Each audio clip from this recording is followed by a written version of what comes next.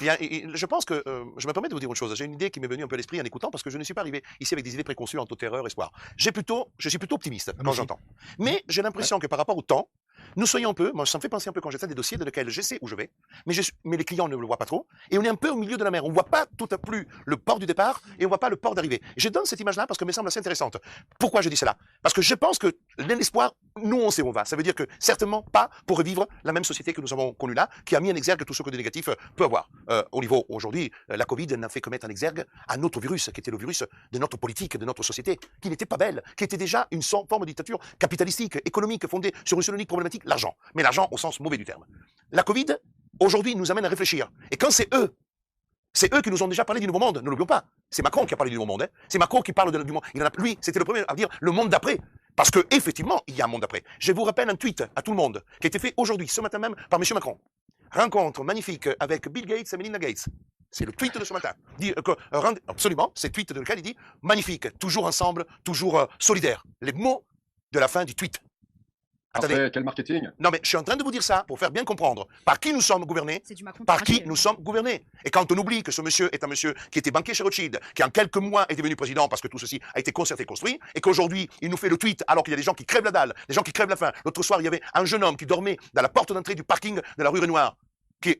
Voilà la vérité. Et quand je lui dis, mais qu'est-ce que vous faites là? Mais il dit, j'ai perdu mon travail, je n'ai plus rien. Je n'ai plus rien, j'avais envie de pleurer, je vous donne ma parole d'honneur, je suis allé chercher les couvertures, je ne veux pas vous raconter. Et ça, ce monsieur nous parle de Melinda Gates et de Bill Gates. On a les restaurateurs qui crèvent, on a les installations à la montagne qui sont fermées, des gens qui crèvent à la montagne, de l'argent qui ne rentre pas parce que ce sont les remontées mécaniques qui financent quasiment tous les villages de Savoie et de Haute-Savoie. Et ça sera une catastrophe dans les mois à venir. Et ce monsieur nous fait le tweet pour nous dire magnifique conversation téléphonique avec Bill Gates et Melinda Gates. À quel point nous sommes. Moi, j'ai honte. J'ai honte. Et je le dis avec force. Allez le voir ce tweet. Parce que c'est pour moi un affront au peuple français, un affront au peuple qu'aujourd'hui est en train de crever. Je vous le dis avec force. Et je n'ai pas peur. Je sais qu'en disant des choses comme ça, je me mets en péril. Mais au point où j'en suis, traité de complotiste, traité de tout ça, traitez-moi de ce que vous voulez. Mais je préfère dire mes vérités et je préfère me battre jusqu'à la mort contre ce système qui est en train de tuer un pays qui était merveilleux. J'ai quitté l'Italie pour venir en France. J'ai quitté l'Italie pour venir en 83, en 84 ici. J'ai fait le serveur, je me suis battu, j'ai étudié, j'ai réussi à devenir avocat sans avoir besoin de recommandations, sans avoir en Italie comme en Italie dans laquelle il faut être recommandé. Je suis venu ici parce que mon père me parlait de la France. Mon père me parlait de la révolution des droits de l'homme. Il me parlait des principes d'un pays qui était laïque, d'un pays qui n'avait pas de religion, qui n'avait pas de Vatican, qui l'emmerdait du matin au soir. Et aujourd'hui, nous sommes en train de tomber dans un marasme. Et c'est pas la peur que je suis en train de vous faire. Réagissez parce que les Français sont un peuple merveilleux. Et à un moment donné, vous devez avoir envie de réagir. Ça s'appelle réaction politique, l'émission. L'émission, c'est pas que du droit. La réaction politique, il faut réagir politiquement. Et politiquement, ça veut dire libérer votre cerveau de la contrainte et de la propagande. Voilà. Ouh là là, ouais, exactement, tu as réveillé une foule et une rafale de commentaires que j'aimerais juste un peu transmettre. Vous avez parlé de désobéissance civile, beaucoup ont remarqué que c'est l'état d'esprit du moment. D'ailleurs ce chat, c'est un peu l'endroit où tout le monde se rassemble pour parler de ce qui les unit, un peu cette mauvaise gestion de la Covid. Et du coup, on se demande tous. Pas que la Covid, hein. Oui, effectivement, mais du coup, tout ce qui est toute cette crise sociale que la Covid a fait ressortir un peu, et on se demande tous, ou la plupart se demandent, si un Nuremberg du Covid sera possible. À l'état, tu as deux choses. Alors, je me permets de dire une chose à tous les amis qui nous suivent, parce que là aussi, il y a des choses qui sont. Le code de Nuremberg, c'est un code qui découle, grosso modo, des grandes idées, des grandes règles à la suite du procès de Nuremberg. Mais ce n'est pas un code qui a une valeur au sens légal du terme. Ça veut dire tout simplement que le code de Nuremberg, ce sont des principes directeurs d'une nouvelle humanité. Mais n'ont jamais été codifiés. Mais les principes de Nuremberg, on les trouve dans tous les principes, dans la Convention d'Oviedo, par exemple. La Convention d'Oviedo, il y a des principes de ce qu'on appelle le Code de Nuremberg. Donc, en l'état actuel de choses, chers amis, nous avons dans le Code pénal français toutes les infractions qui peuvent être imputées à celles et ceux qui les ont commises. Nous n'avons pas besoin d'aller chercher au Code de Nuremberg. Le seul problème, je vous le réitère, c'est de trouver le tribunal qui veut les appliquer les règles. Parce que si tu peux voir toutes les lois que tu veux, tous les textes que tu veux, les crimes contre l'humanité, il est dans notre code. Les crimes contre l'humanité sont dans notre code. Mais si tu ne trouves pas un juge d'instruction qui va les poursuivre, tu ne les auras pas, les sanctions. Quand tu auras les politiques qui sont jugés par la Cour de justice de la République, qui est une cour, dans un pays, mais des pays d'Afrique n'ont même plus de cour pour statuer, pour juger les hommes politiques. Et nous, en France, nous avons une cour spéciale pour juger les politiques. C'est ça qu'il faut comprendre. Et vous voulez comprendre comment fonctionne le système? Un conseil d'État avec des fonctionnaires qui ne sont pas des juges. Ce sont des fonctionnaires qui siègent à jouer les juges. Vous avez les tribunaux judiciaires qui n'interviennent pas. Le Conseil constitutionnel qui n'a pas rendu une décision, mis à part la loi Avia, où ils se sont mis d'accord parce que du fait qu'ils voulaient pas la retirer, ils l'ont. Mais vous savez comment fonctionne? C'est de la magouille. La loi a été cassée par le Conseil constitutionnel. Mais parce qu'il y a eu un accord entre le président, le gouvernement et le Conseil constitutionnel pour la bouffer, pour la détruire, afin qu'elle ne soit pas publiée. Et les Français disent, ah là, t'as vu le Conseil constitutionnel génial, a cassé la loi Avia. Mais vous n'avez rien compris.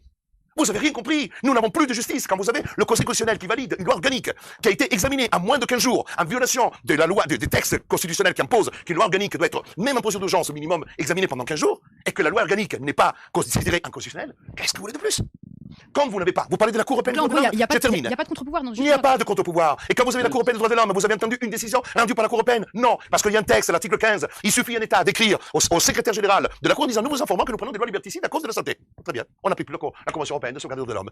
Pourquoi? Parce que c'est du pipeau. Parce que la Convention européenne de sauvegarde de l'homme, c'est du pipeau. C'est une opération de fumisterie juridique qui n'a aucune valeur, si ce n'est que pour juger des conneries monumentales, mais pas pour intervenir quand il faut faire peur aux États. Pourquoi? Parce que le Conseil de l'Europe et pas l'Union européenne, dont naît la Cour européenne des droits de l'homme, sont financés par les grands de ce monde, Soros, qui verse des millions d'euros, et monsieur Bill Gates. Et quand vous avez des juges qui jugent à la Cour européenne des droits de l'homme, 11 juges font partie de 11 organisations non gouvernementales financées par Soros. Quand les juges ont des formations, dont on ne sait pas exactement où va l'argent, sont financées par Soros, comment voulez-vous avoir une justice? Et ces choses-là, je les dénonce, je les contre-dénonce, et quand je les ai dites déjà dans mes vidéos. Or, si j'ai dit des mensonges, pourquoi on m'attaque pas? On m'attaque parce que ce ne sont pas des mensonges, parce que c'est la réalité juridique.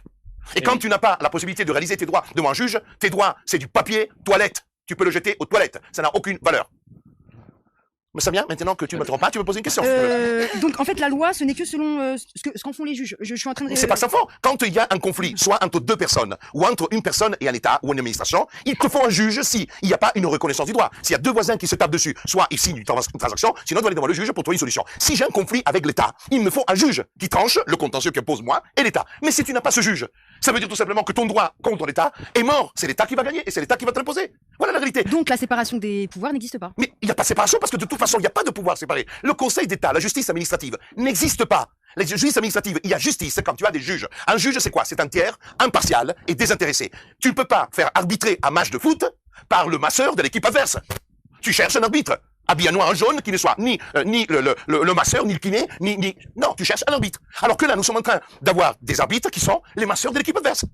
C'est une métaphore pour tenter de vous faire comprendre. Parce que je répète cela. Et quand je vous dis que la crise de notre système politique, c'est que les institutions que nous avons, c'est du pipi-tchin. Et il faut les réformer. Il faut que la démocratie revienne dans les institutions. Il faut que le peuple siège dans les institutions. Parce que la seule, une des institutions qui fonctionne bien dans notre pays, c'est la cour d'assises. Vous savez pourquoi? Parce qu'il y a 9 jurés. Le peuple. Et cette juridiction fonctionne bien. Ça veut dire que quand vous avez 9 jurés, qui sont même pas élus, tirés au sort, qui statuent dans des affaires d'une extrême gravité, qui prononcent avec des juges des peines pouvant aller jusqu'à la perpétuité. Alors, est-ce que ça serait si compliqué d'avoir des hommes et des femmes français qui siègent au Conseil constitutionnel et en faire devenir une cour constitutionnelle? Qui siègent à un Conseil d'État, en vrai, avec des vrais juges? Chers amis, c'est là qu'est tout l'enjeu politique de le monde d'après sera le monde de Macron. Si on continue à le vivre comme ça sera un monde peut-être qui soit démocratique, populaire, respectueux de la dignité humaine, si effectivement c'est le peuple qui se réapproprie du pouvoir. Donc du coup, comment on fait pour changer tous ceux qui siègent à ce conseil qui nous représentent tu ne peux pas, parce que c'est nommé par le gouvernement, parce que les membres du conseil constitutionnel sont nommés 3 par le gouvernement, 3 par le président du Sénat, 3 par le président de l'Assemblée nationale. Mais quand tout est maqué, comment veux-tu? Donc voilà, mais le problème c'est que les Français qui n'ont pas la pratique, c'est pour ça que 1919, j'ai commencé pour réveiller, pour faire comprendre que le fonctionnement de nos institutions, comme en Italie, comme en Espagne, est bidon. Parce qu'aujourd'hui, le système est chapeauté par le haut et on décide de mettre des fantassins au service d'une économie qui tient le pouvoir. Parce que des multinationales, des Bill Gates, des Big Data, des Big Pharma, ils en ont rien à cirer du peuple. Et il faut bien se le mettre dans le crâne. Le peuple, ce sont des consommateurs qui doivent acheter des iPhones, qui doivent acheter des ordinateurs, qui doivent ingurgiter du Doliprane. C'est ça le peuple pour les gens qui ont des milliards. Parce que si moi j'avais 300 milliards ou 100 milliards, je ne serais pas en train de parler avec vous. Je ne serais pas ici, je serais en train de téléphoner à mon ami Xavier Niel ou à mon ami Bernard Arnault pour dire est-ce qu'on garde Macron ou on met Walid à notre service pour la prochaine présidentielle? Macron, c'est mieux. Non mais je l'ironise, mais j'ai tendance de faire comprendre. C'est comme ça que les choses fonctionnent. Siècle 21, c'est de là qui sont la plupart des ministres de Macron. Siècle 21, directement rattachés à Sciences Po, dont le président M. Duhamel qui a démissionné et qui a ancestueusement eu des relations avec le fils de M. Bernard Kouchner qui était ministre des Affaires étrangères, qui était marié avec Mme Ockrent qui était la présentatrice du genre. Mais qu'est-ce que vous voulez de plus? De penser qu'on est dans un état de merde? Dernière question. Encore de plus, mais il faut regarder ça. On a été gérés. Ces gens-là invités dans les émissions. Monsieur Kouchner, médecin du monde, oui. Mais ce sont des gens qui n'ont pas dénoncé un crime. Vous savez que ne pas dénoncer un crime, c'est un délit. La non-dénonciation des crimes est un délit. Ça veut dire qu'aujourd'hui, tous ces gens-là sont des gens qui ont dirigé la France, qui ont participé à la mise en œuvre de processus législatifs, qui ont décidé pour nous, qui ont décidé pour le peuple, et qui ont violé des lois essentielles. Moi, je suis père de famille. On touche mon enfant. je vais le massacrer, j'irai en tôle, et je serai heureux d'aller en tôle, je vous le jure, je serai heureux, j'irai avec honneur. Pourquoi vous êtes là? Parce que j'ai frappé celui, alors que M. Kouchner, il dit j'avais envie de lui casser la gueule, il ne l'a pas fait, il ne l'a même pas dénoncé. Non, il a signé même une pétition en 76 pro-pédophile. Bon, alors c'est pour cette raison que je suis en train de vous dire, c'est avec cœur et passion que je vous parle. L'espoir existe. Si, effectivement, en regardant Hold Up, en lisant des bouquins, en allant sur Internet, en suivant des émissions de chaînes qui ont envie, les gens ont envie de comprendre, et pas de la nuance, parce qu'il n'y a pas de nuance. Quand il y a viol d'un enfant, il n'y a pas de nuance. Quand il y a viol d'une femme, il n'y a pas de nuance. Quand il y a le viol d'un enfant, il n'y a pas de nuance, et ça, il faut le dire avec force. Il n'y a que la condamnation, et ces gens-là doivent être en tôle. Et pas des gens qui osent encore aller chercher des excuses. Et ça, je le dis, et à un moment donné, c'est lié, parce que la Covid-19, et tout ceci sort actuellement. Ça veut dire vraiment que la Covid-19 a fait monter ce qui était le pire, mais peut-être des choses qui ont été cachées. On dirait pourquoi il y a la Covid, et en même temps, il y a la fille de Kouchner qui fait un bouquin, qu'il y a encore des dénonciations nouvelles qui ressortent, qu'il y a la fille de Berry, qu'il y a un tel. Voilà. Femmes qui vous êtes là, je peux vous dire que je reçois maintenant quasiment tous les 2 jours des informations relatives à des femmes qui ont été violées dans des milieux qui sont des milieux aisés. J'en ai la chair de poule de ce que je vous dis là. Et des personnes qui gèrent la France, des personnes qui ont fait partie d'organismes de même judiciaires. Alors quand je vous permets de dire que nous sommes dans un contexte pourri et qu'il faut vraiment avoir envie, mais pour moi, le peuple n'est pas pourri. Je crois au peuple. Non. Je crois à celles et ceux qui m'envoient des messages, je crois à celles et ceux qui m'envoient des lettres, je crois à celles et ceux qui ont des réactions 19, je crois à celles et ceux qui nous suivent et qui se battent tous les jours. Je crois aux mères de famille qui renvoient, qui mesurent avec l'oxymètre l'oxygène de leurs enfants. Je crois à ces France-là. Je crois à cette France-là. Je crois à une France qui pleure, à une France qui rit. Je crois à une France qui parfois m'insulte. Ce n'est pas grave, parce que parfois je me suis mal expliqué, ou parfois j'ai mal fait quelque chose. Et parfois ils peuvent avoir aussi raison. Mais je crois à la France des gens qui ont envie de penser que le monde n'est pas celui que Macron veut nous vendre, ou qu'il veut nous imposer. Chers amis, il est 18h15. Christophe, tu voulais dire quelque chose? Non, j'adhère et je suppose que mon ami Pierre également, évidemment.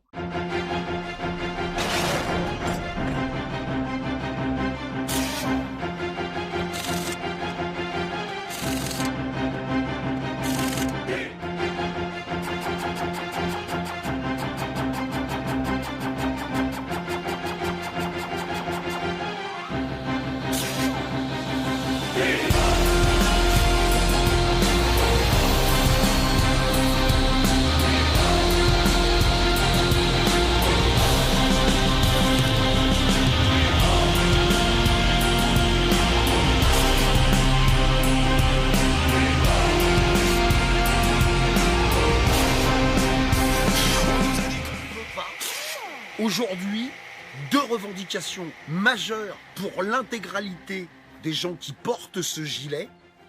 Macron démission et on passe à autre chose. T'es en train de nous faire une allocution, je ne sais pas si elle est terminée, je ne regarderai pas la fin, ça ne me concerne pas. C'est maintenant qu'il faut rien lâcher. C'est maintenant qu'il faut continuer.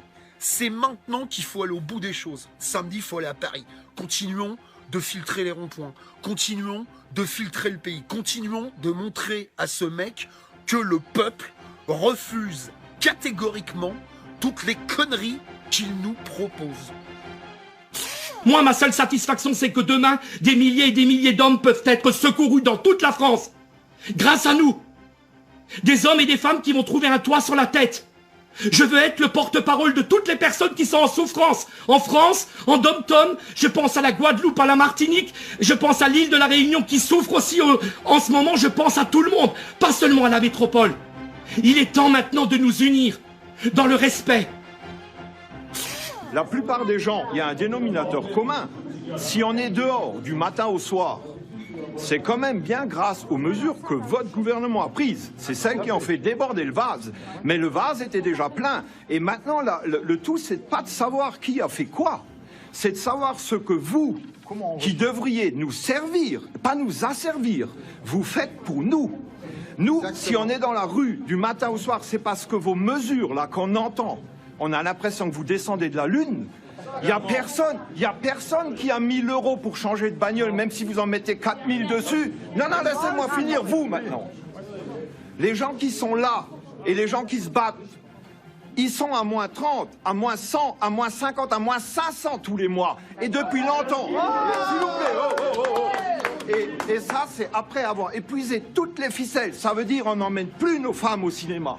On va plus au restaurant, on ne fait plus de cadeaux aux gosses, on ramène plus de fleurs à la maison. Toutes ces petites choses-là, on les a déjà supprimées depuis longtemps. On achète de la bouffe pour chiens On nourrit nos enfants avec à cause de vous. On est au bout du rouleau, c'est pour ça qu'on est dans la rue. Et c'est la seule chose que vous devez faire remonter, c'est qu'on est au bout du rouleau. Et je voudrais juste terminer comme ça.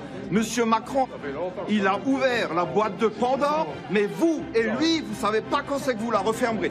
Méfiez-vous du peuple, vous l'avez mis dans la rue, mais vous arriverez peut-être pas à le faire rentrer dans la maison. Mettez-vous bien ça dans le crâne. Et si vous Au final, il apporte aucune solution. Ici, je pense que, comme vous avez pu le voir, on a fini par couper. Parce que clairement, on voit pas pourquoi l'écouter alors que lui, il nous écoute pas, quoi. On s'attendait à quelque chose d'un peu plus correct venant de sa part. Voilà, c'est toujours pareil. Il passe par des moyens détournés. Oui, c'est très bien écrit, c'est très bien parlé, mais on a l'impression qu'il parle plus aux syndicalistes et puis aux personnes qui sont de la haute qu'au petit peuple, comme il nous l'a déjà dit, le petit peuple, quoi. Pour moi, c'est tous des gens qui devraient se mettre dans notre situation, qui mettent les habits de travail et puis qui voient commencer, quoi. La vie de tous les jours, quoi. Moi, M. Macron, ce que j'aimerais bien, c'est que déjà vous puissiez m'apporter des solutions à tous mes problèmes. Là. Pourquoi je m'en sors pas? Toutes ces taxes, tous ces machins, là. Comment ça se passe? Qu'est-ce qu'il faut que je fasse? Moi, ça va faire 3 ans que je suis installé. J'ai une semaine de vacances. C'était au mois d'octobre.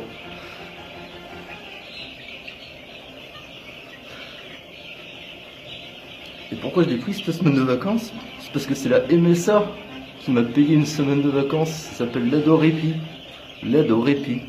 Et ben voilà, mais regardez derrière, il y a une armée, il y a encore une armée de gilets jaunes là-bas au fond là. Hein, ils sont prêts à monter le pas aussi, à crier là, parce qu'ils sont pas d'accord.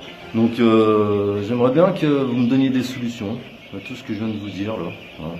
J'arrondis les angles là, mais je reste poli, voilà, ce qui est normal. Voilà, merci de m'avoir écouté et j'attends votre réponse, monsieur Macron. J'ai travaillé 49 ans et je commence ma retraite, ils commencent à me pomper avec leur CSG. Les charges patronales, les impôts, la taxe sur le gasoil, on n'est pas là uniquement que pour l'essence. Monsieur le Premier ministre, si jamais tout le monde se mettait à l'électrique, on va remettre des centrales en route. Donc c'est un non-sens. Il parlait que ça soit la fin du quinquennat qu'on verrait les résultats. Ça fait encore un moment à attendre et les Français, on n'attendra pas. Il y en a marre, on est taxé, on vit plus, on n'en peut plus. Cet après-midi, de toute façon, dès que Carrefour est fermé, cet après-midi, on remonte sur autre chose. Déterminé, l'autoroute, on la refait gratuite, comme on a fait la semaine dernière, on lâche rien. Oh, les gens klaxonnent, t'as vu Manu? C'est pour te dire bonjour. C'est juste pour te dire que moi, je pense à mes parents, à leur retraite. T'avais dit comme quoi, aux élections, tu les niquerais pas. C'est ce que t'es en train de faire. Et pourtant, tu vois, j'ai pas voté pour toi, mon gars. Je pense à mon gamin. Il va bientôt avoir 18 ans et rentrer dans la vie active. Puis je suis en train de me dire que t'arrêtes pas de le niquer. Et t'es déjà en train de le niquer, qu'il n'a pas encore commencé à travailler. Tiens, c'est marrant, il y a des gens qui me remercient. Alors Manu, moi je soutiens aussi les gens qui sont dans les ronds-points, pour ton information, même si je suis pas. Aujourd'hui, je me fous la gueule devant ton radar pour pas que tu niques les gens. Parce que t'arrêtes pas de péter notre portefeuille et c'est le seul truc que j'ai trouvé intelligent. Je rejoins ce petit Frédéric Fernandez. J'espère que samedi, il y aura plein de monde à Paris pour venir te faire un petit coucou parce que j'ai vu ta vidéo comme quoi il y avait qu'un seul responsable de tout ce bordel et que c'était toi qui t'invitais les gens à venir te chercher. Moi, j'ai pas de pognon pour monter samedi à Paris pour venir te faire un petit coucou. Je serais bienvenu à ta garden party pour prendre des petites merguez et des saucisses. Je suis sûr que ça doit être super sympa, vous mangez bien là-bas. Puis j'ai vu que tu avais racheté plein de couverts l'autre jour. C'est super cool, t'as une belle vaisselle, je suis content pour toi, ça me fait chier de pas pouvoir venir, sincèrement. Tiens, regarde.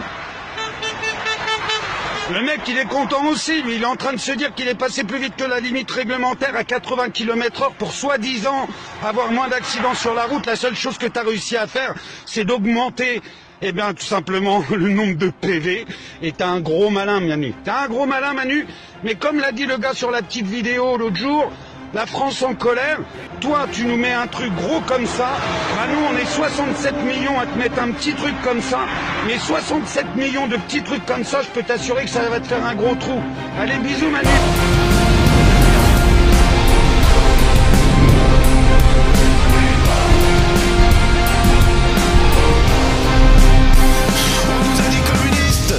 On nous a dit d'extrême droite, fasciste, alors que nous, tout ce qu'on veut, c'est faire bouger un peu les lignes de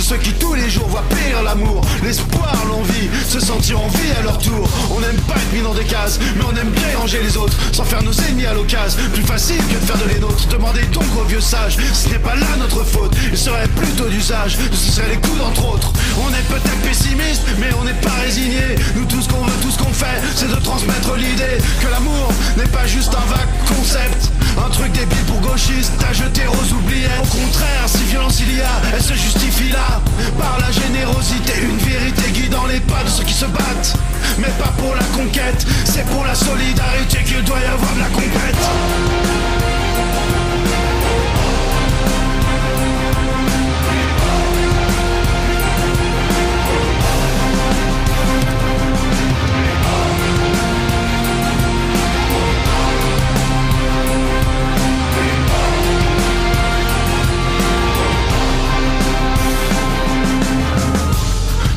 Tous être des terroristes, poser des bombes sous leur limousine. Mais comme disait LLP, nous ne céderons pas à cet appel au crime. Nous pourrions tous ne plus penser à rien, scotcher le soir devant TF1. Mais plus ça va et plus l'on endure, plus l'on souffre, plus l'on bouffe de cette peur du lendemain. Il est d'urgence de unir nos colères. Ne pas se faire diviser n'est pas une mince affaire. Nous perdons plus notre temps à se prendre la tête pendant que nos dirigeants eux vont d'unir au siècle. Bien sûr que nous ne sommes pas des leaders politiques. Ce que nous voulons tout au plus, c'est offrir la musique de ce qui sera bientôt plus qu'une manifestation,